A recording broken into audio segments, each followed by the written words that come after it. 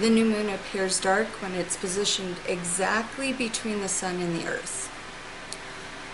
So I know just until a few years ago when I really got involved in astrology and started really studying the science of it and not just reading a sun horoscope, I didn't understand the new moon.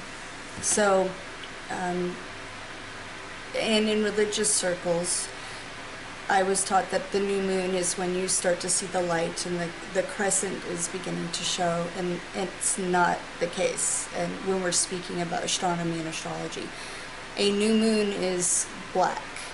It is the dark moon. So that happens when the moon is closest to the sun. And so if this is the earth, this is the sun, and we have the luminary, the moon, which is rotating around us. When it's out here, this is a full moon because the light of the sun is hitting it, and so it's illuminated. When it's here between the sun and the earth, then it is hidden, so it's backlit.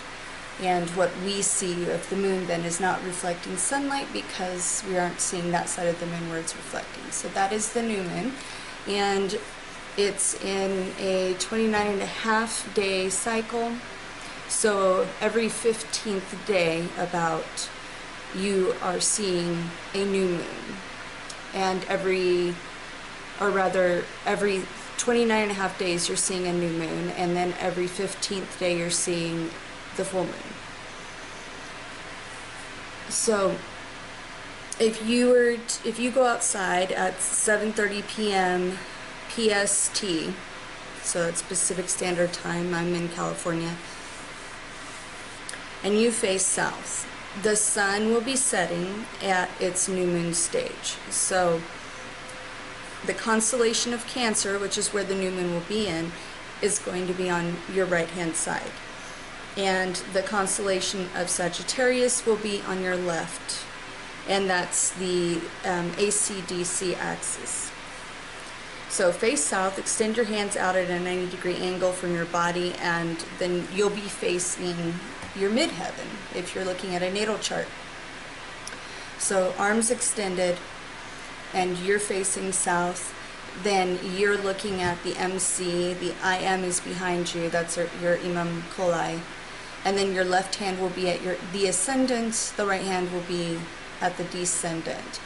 And so present energy, as I call it, every time I pull up a chart and I'm doing new moon or full moon astrology, then I call that the present energy, and that changes. So it has all the same parts that your natal chart has, but it's always shifting. So at that time, 7:30 p.m. this Friday, June 23rd, the new moon is going to be basically sitting in your right hand. As the sun is setting, then you'll get a glimpse of the moon, new moon. And then on your left hand is going to be that Sagittarian ascendant with Saturn and part of fortune conjunct it. And so since you're standing then in basically a natal chart, that is why what I do is geocentric astrology, because you are the center of the universe, you're the center of that natal chart, and that's your perspective of everything. And that's how I do the zodiac signs. Now, if you've not done one of my workshops or studied with me, if you have not yet booked a session and become a client, then you most likely chose this video dependent upon your sun sign. So we have sun signs, moon signs, the north node placement, rising signs, and each of these is very important, but it's also more important to know where your placements are. So to receive the most accurate horoscope, I suggest you go to astro.com because it's free, it's fairly easy to use. I'm going to give you some very simple instructions, and you will definitely need your date of birth, or your time of birth. That's the most important piece of information. So from the drop-down menu, you'll choose horoscopes, and then from that, on the right-hand side, it'll say extended. You'll go to extended horoscopes. And or it's extended natal charts. I'm not sure. I don't. It's the only thing that says extended.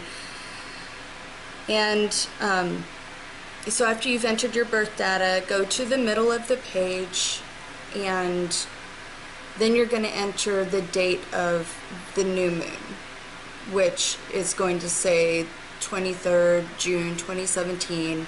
You don't need to have a specific time because it's actually going to correlate to your birth time that you've put in. And that's just when we do transits. So then you're going to go a little further down. There's going to be a section called additional objects. Just check where it says true node and descending node.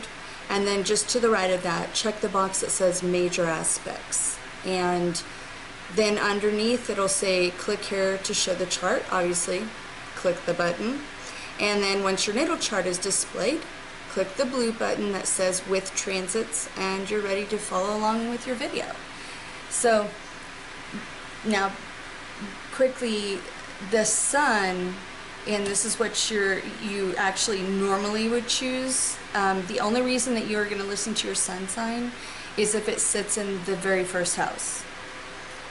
And they will have numbers close to the center of the natal chart. You're going to have the number of houses, and there are 12 houses.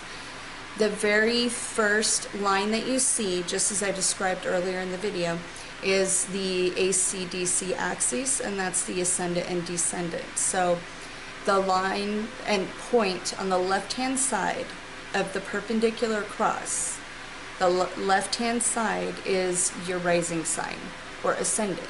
So you will listen to the video that is in that rising sign, or let's say if like my ascendant is at 25 degrees Leo, I actually listen to the Virgo because the majority of my first house is Virgo.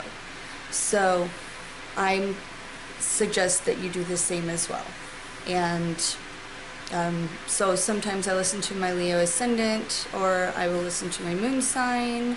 Depends on what I'm going through evolution-wise. But for these videos, pick rising or your first house. Usually they match. They should. And if not, then go with whichever has the majority, right? So, okay, enjoy. Hey, Sagittarian rising and Sagittarius first house centric people. So you're going to get light shown into your 8th house.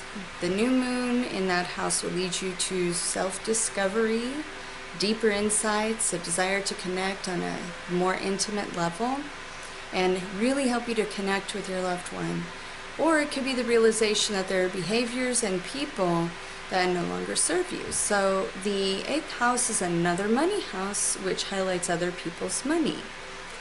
Money such as tax returns, investments, spousal monies, and inheritances.